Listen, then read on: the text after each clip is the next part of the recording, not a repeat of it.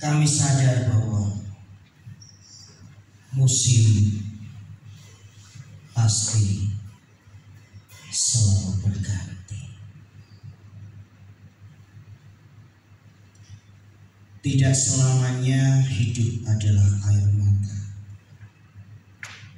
Namun tidak selamanya hidup juga adalah sukacita, kesenangan. Tetapi hidup sesungguhnya adalah realita hidup berjalan bersama Tuhan. Hari ini kami masih mau belajar tentang seputar salib bagian yang ketiga, pelajaran lanjutan dari 2 kali khotbah yang kami telah dengar. Dan kami rindu agar umat Tuhan semakin mengerti betapa pengorbanan Kristus di atas kayu salib bukanlah murah, namun harga yang sangat mahal Tuhan bayar, yaitu nyawanya sendiri, demi kami mendapatkan kehidupan kekal. Mari Tuhan Roh Kudus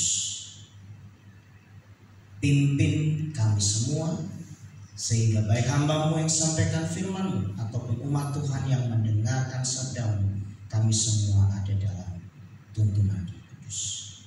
Di dalam nama Tuhan Yesus kami telah berdoa. Amin.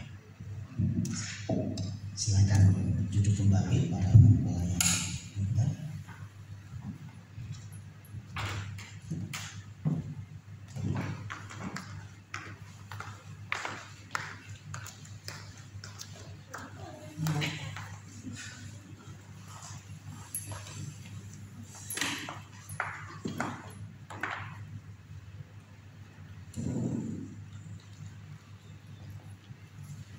Ya.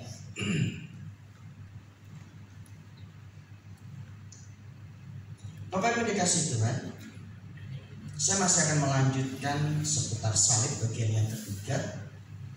Kalau 2 minggu yang lalu saya berbicara tentang reaksi dari orang-orang di sekeliling salib, kemudian reaksi dari mereka yang menjadi saksi nyata atas penyaliban Tuhan Yesus, maka hari ini sesuai dengan kalender kita bahwa kita akan memperingati tentang kebangkitan Tuhan Yesus, kemudian dilanjutkan bagaimana Tuhan Yesus menampakkan diri bersama dengan para murid-muridnya, kemudian Tuhan terangkat ke surga. Dan mari kita akan melihat bagaimana respon dari para murid manakala mereka menyaksikan bahwa Mesias, Sang Juru Selamat itu benar-benar telah bangkit kembali. Mari kita akan melihat di dalam Injil Lukas pasalnya 24.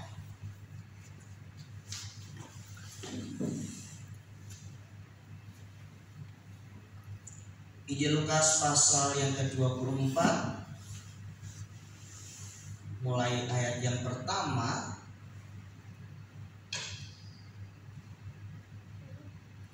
Tetapi pagi-pagi benar pada hari pertama minggu itu mereka pergi ke kubur membawa rempah-rempah yang telah disediakan mereka. Mereka mendapati batu sudah terguling dari kubur itu, dan setelah masuk mereka tidak menemukan mayat Tuhan Yesus. Sementara mereka berdiri termangu-mangu karena hal itu, tiba-tiba ada 2 orang berdiri dekat mereka memakai pakaian yang berkilau-kilauan. Mereka sangat ketakutan dan menundukkan kepala. Tetapi kedua orang itu berkata kepada mereka, "Mengapa kamu mencari Dia yang hidup di antara orang mati? Ia tidak ada di sini, Ia telah bangkit. Ingatlah apa yang dikatakannya kepada kamu ketika Ia masih di Galilea, yaitu bahwa Anak Manusia harus diserahkan ke tangan orang-orang berdosa dan disalibkan dan akan bangkit pada hari yang ketiga. Maka teringatlah mereka akan perkataan Yesus itu, dan setelah mereka kembali dari kubur, mereka menceritakan semuanya itu kepada ke-11 murid dan kepada semua saudara yang lain. Perempuan-perempuan itu ialah Maria dari Magdala, dan Yohana, dan Maria ibu Yakobus, dan perempuan-perempuan lain juga yang bersama-sama dengan mereka memberitahukannya kepada rasul-rasul. Tetapi bagi mereka perkataan-perkataan itu seakan-akan omong kosong, dan mereka tidak percaya kepada perempuan-perempuan itu. Sungguh pun demikian, Petrus bangun lalu cepat-cepat pergi ke kubur itu. Ketika ia menjenguk ke dalam, ia melihat hanya kain kafan saja. Lalu ia pergi dan bertanya dalam hatinya apa yang kiranya telah terjadi. Saya akan mengulang secara singkat seputar salib bagian yang kedua. Bagaimana mungkin para murid yang bersama-sama dengan Tuhan Yesus selama kurang lebih 3,5 tahun mereka menyaksikan berbagai mukjizat yang dikerjakan oleh Tuhan di depan mata mereka. Bagaimana mungkin para rasul yang selalu duduk di bawah kaki Yesus bersama-sama dengan sang guru, mendengar setiap ajaran-ajaran yang sang guru sampaikan, namun ketika mereka mendapatkan kabar bahwa kubur Yesus telah kosong, mereka berkata di ayat yang ke-11 Lukas pasal 24, tetapi bagi mereka, siapakah mereka di sini? Mereka itu ada di ayat yang kedua, ayat yang ke-10, yaitu para rasul. Tetapi bagi mereka perkataan-perkataan itu seakan-akan omong kosong, dan mereka tidak percaya kepada perempuan-perempuan itu. Saudara dikasih Tuhan, kenapa hal ini sampai terjadi? Sesuatu yang sangat ironis, sesuatu yang sangat-sangat disesalkan, sesuatu yang seolah-olah mana mungkin hal ini bisa terjadi, tapi kenyataannya demikian.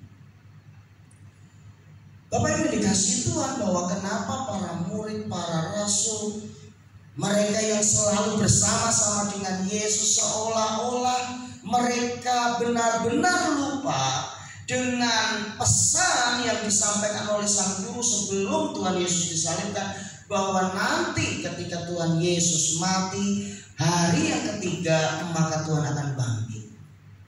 Saya sudah menjelaskan itu 2 minggu yang lalu. Jawabannya adalah karena hati mereka sedang kecewa, hati mereka sedang gundah gulana, mereka sedang mengalami apa yang disebut ketidakpastian akan masa depan.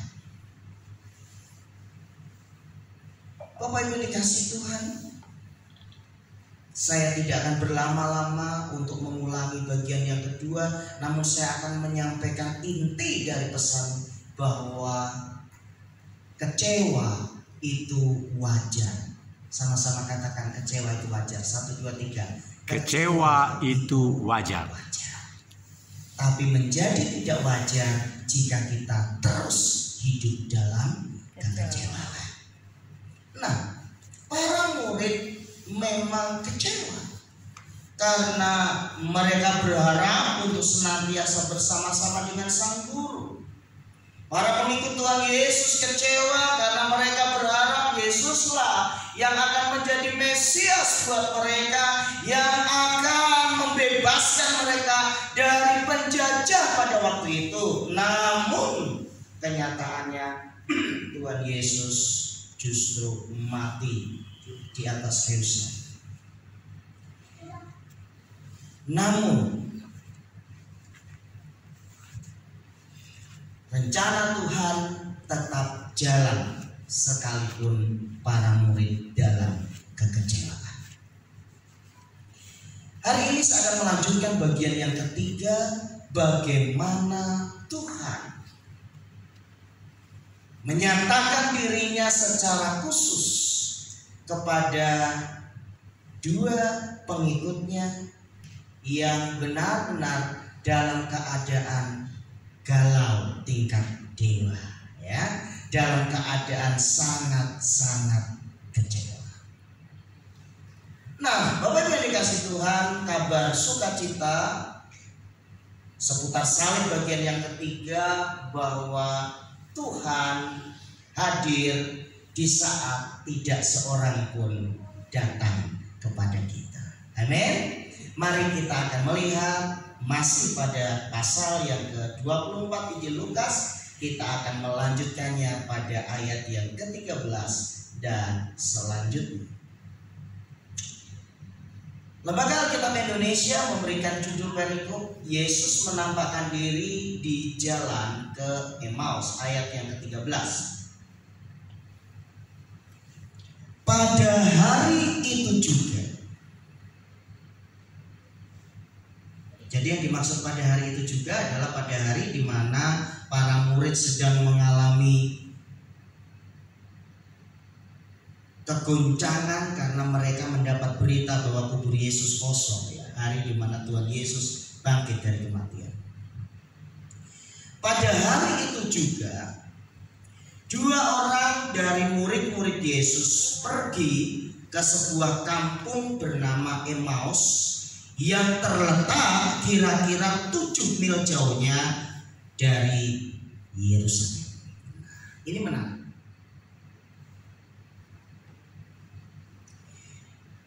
Tuhan itu sudah berpesan kepada para murid untuk mereka itu jangan tinggalkan Yerusalem. Kenapa? Karena nanti di Yerusalem akan terjadi peristiwa yang sangat luar biasa. Apa? Bapak Ibu tahu peristiwa apa? Pencurahan Roh Kudus. Makanya para murid dipesan, diwanti-wanti, jangan tinggalkan Yerusalem. Tetapi karena mereka dalam kondisi kecewa, mereka dalam kondisi tidak mengerti mesti bagaimana, akhirnya mereka tinggalkan Yerusalem. Bahkan jauhnya itu kira-kira 7 mil. Dan mereka bercakap-cakap tentang segala sesuatu yang telah terjadi. Yerusalem berbicara bukan hanya tentang pusat penyembahan orang Israel. Yerusalem bukan hanya berbicara tentang bait suci, bait Allah, tempat di mana seluruh orang-orang Israel menyembah Tuhan. Tetapi Yerusalem juga menjadi satu tempat di mana nanti Tuhan akan menyatakan kuasanya dengan luar biasa. Karena di loteng Yerusalem itulah gereja mula-mula berdiri. Bapak Ibu dikasih oleh Tuhan Yesus Kristus, mereka sedang bercakap-cakap. Ini adalah percakapan orang yang kecewa dengan orang yang kecewa, ya. Dan mereka sedang bercakap-cakap tentang segala sesuatu yang telah terjadi.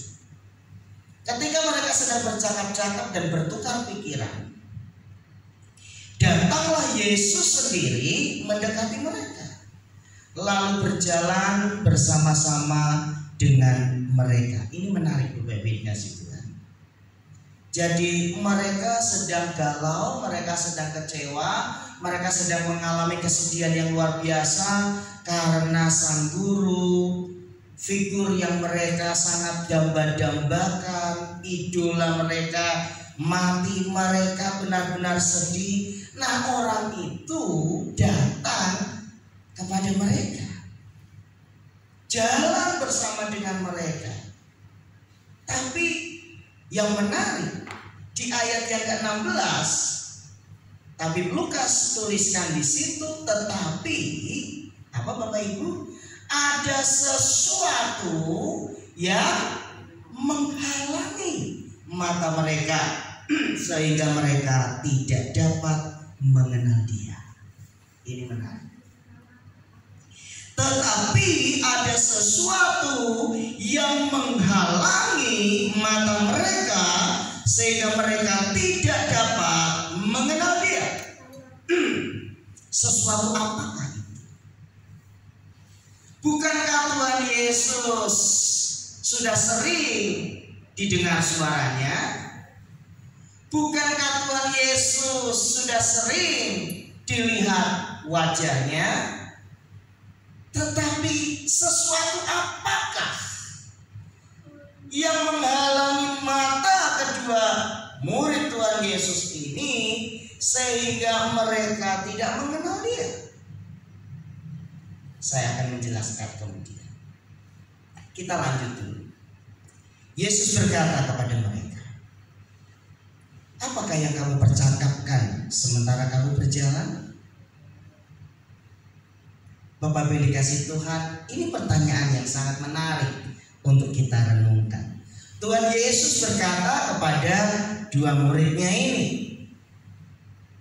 apakah yang kamu percakapkan sementara kamu berjalan? Pertanyaan saya kepada Bapak Ibu adalah, benarkah Tuhan Yesus tidak tahu yang mereka percakapkan? Mohon dijawab.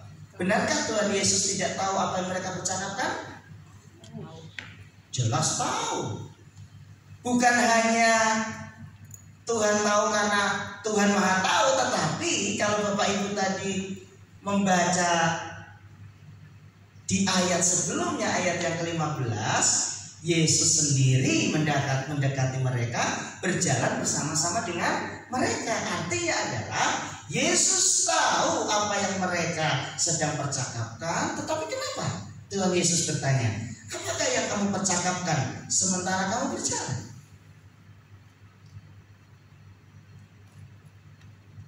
Karena kedua murid tidak mengenal Yesus.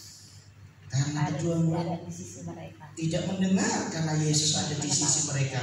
Dan Alkitab mengatakan karena ada sesuatu yang menghalangi mata mereka sehingga tidak mengenal Tuhan. Betul, saya pikir masuk akal. Tetapi kira-kira apa sebenarnya maksud Tuhan Yesus bertanya, apakah yang kamu percakapkan sementara kamu berjalan? Ada yang lain yang mungkin mau menyampaikan pendapatnya? Kenapa Tuhan Yesus harus bertanya padahal Dia tahu apa yang sedang terjadi? Ini sama juga ketika Adam dan Hawa jatuh ke dalam dosa, lalu Tuhan bertanya, Adam, di manakah engkau? Bukan berarti Tuhan tidak tahu Adam sedang bersembunyi, tetapi Tuhan sedang menunjukkan jati diri mereka saat itu, bahwa mereka sudah tidak lagi manusia yang suci karena mereka sudah makan buah pengetahuan yang baik dan yang jahat. Sama. Bukan berarti Tuhan tidak tahu apa yang mereka percakapkan. Sebenarnya Tuhan sedang menyentuh perasaan mereka dengan berkata, apakah yang kamu percakapkan sementara kamu berjalan? Bapak Ibu pernah nggak ngelamun sampai-sampai Bapak Ibu itu nggak sadar bahwa Bapak Ibu itu sedang bicara sama seseorang karena saudara lagi asik ngelamun? Pernah nggak ngalami kayak gitu? Ya lagi ngobrol tapi tiba-tiba ngelamun sendiri gitu, terus ditepuk sama entah istrinya entah suaminya, Pak, apalagi panggilannya saya atau apa gitu ya, iya maaf lagi banyak pikiran. Pernah nggak kayak gitu? Nah kira-kira kayak gitulah kejadiannya. Jadi Tuhan sebenarnya hendak mengembalikan mereka pada keyakinan mereka yang semula, bahwa sebenarnya ada janji yang mereka sudah dengar berulang kali, bahwa Yesus itu pasti bangkit. Nah nanti akan saya jelaskan di berikutnya sesuatu apakah yang sebenarnya menghalangi mata mereka. Maka berhentilah mereka dengan muka murah. Seorang dari mereka namanya Kleopas menjawabnya, adakah engkau satu-satunya orang asing di Yerusalem yang tidak tahu apa yang terjadi di situ pada hari belakangan ini? Ini kan menarik Bapak Ibu. Sampai Tuhan ngomong, kamu ngomong apa sih? Gitu aja. Ini masih belum ngeh loh Kleopas. Ada penafsir mengatakan bahwa ini adalah Kleopas dan istrinya. Ada penafsir yang lain mengatakan ini Kleopas dan teman yang lain. Tetapi yang pasti yang disebutkan di sini adalah Kleopas dan satu orang yang menemani dia, ya. Nah, Yesus bilang lagi, katanya kepada mereka, apakah itu? Jawab mereka, apa yang terjadi dengan Yesus orang Nazaret. Nah, kemudian unek-unek dari Kleopas dan temannya ini mulai disampaikan kepada Tuhan Yesus. Yuk kita lihat apa unek-unek. Apa yang terjadi dengan Yesus orang Nazaret? Dia adalah apa Bapak Ibu? Seorang nabi. Seorang nabi yang berkuasa dalam pekerjaan dan perkataan di hadapan Allah dan di depan seluruh bangsa kami. Jadi level dari Kleopas menganggap Yesus hanya sebagai seorang Nabi. Padahal ada nabi-nabi yang lain nggak sebelum Yesus? Menurut Kleopas ini ada nggak? Oh, banyak. Mereka punya banyak nabi. Mereka mengenal banyak nabi yang hebat-hebat. Nanti kita akan melihat bahwa perjumpaan dengan Yesus kemudian membuat pemahamannya tentang siapa Yesus juga akan dibenahi. Tetapi imam-imam kepala dan pemimpin-pemimpin kami telah menyerahkan dia untuk dihukum mati dan mereka telah menyalibkannya. Yang pertama, mereka curhat. Mereka kehilangan seorang nabi yang berkuasa. Kita lihat curhat berikutnya. Ayat 21. Padahal kami dahulu mengharapkan apa? 1, 2, 3. Bahwa dialah yang datang untuk membebaskan bangsa Israel. Curhat berikutnya adalah bahwa mereka kecewa. Mereka menginginkan Yesus menjadi pembebas secara fisik dari penjajah. Tetapi sementara itu telah lewat 3 hari sejak semuanya itu terjadi. Perhatikan, ini makin menarik. Ayat 22. Tetapi beberapa perempuan dari kalangan kami telah mengejutkan kami. Pagi-pagi buta mereka telah pergi ke kubur dan tidak menemukan mayatnya.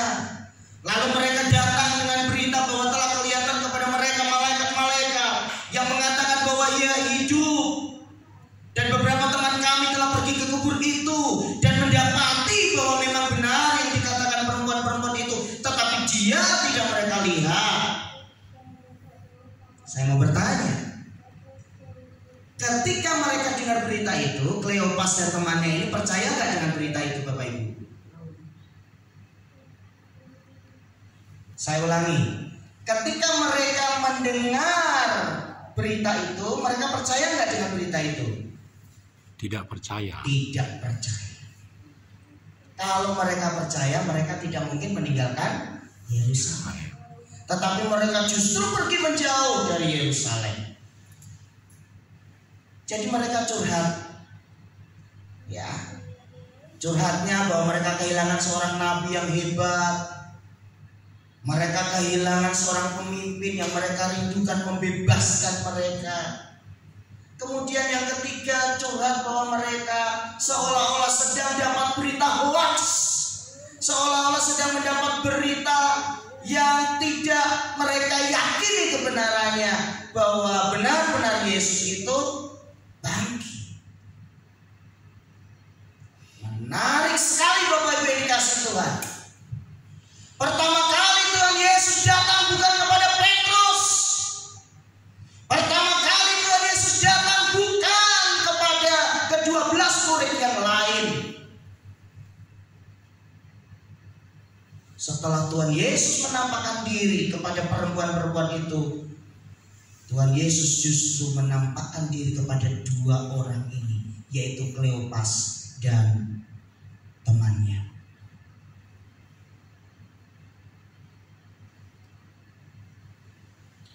Apakah Kleopas ini begitu spesial? Sehingga Tuhan harus menemui mereka. Padahal ada banyak Kleopas yang lain yang juga mengalami hal yang sama. Tetapi Alkitab mencatat kepada Kleopas inilah Tuhan Yesus menunjukkan dirinya.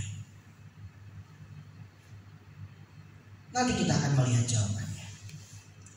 Lalu ia berkata kepada mereka, "Hai kamu," apa Bapak Ibu? "Orang bodoh. Betapa lambannya hatimu, sehingga kamu tidak percaya segala sesuatu yang telah dikatakan para nabi. Bukankah Mesias harus menderita semuanya itu untuk masuk ke dalam kemuliaannya?" Saya mau bertanya, kalau Tuhan Yesus berkata, "Hei kamu orang bodoh, betapa lambannya hatimu, sehingga kamu tidak percaya segala sesuatu yang telah dikatakan para nabi." Kira-kira Kleopas adalah seorang yang suka belajar tentang kitab-kitab atau tidak? Yes. Dia seorang yang sangat tekun mempelajari kitab para nabi. Itulah sebabnya Tuhan datang secara khusus kepadanya untuk mengingatkan kembali apa yang sudah dia dengar, apa yang sudah dia pelajari, apa yang selama ini dia yakini, tetapi lenyap begitu saja karena kekecewaan. Bapak Ibu yang dikasihi Tuhan, ini serius loh. Kenapa di awal tadi saya katakan kecewa itu wajar? Karena semua orang pasti pernah mengalaminya. Tetapi menjadi sangat disayangkan jika kita terus hidup di dalam kekecewaan. Karena ternyata dampaknya sangat serius.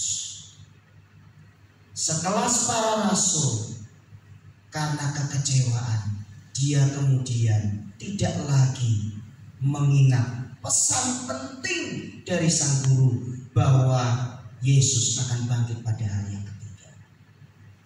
Kleopas, seorang ahli kitab yang suka mempelajari kitab suci pun, dia mulai meragukan apa yang selama ini ia yakini hanya karena dia kecewa.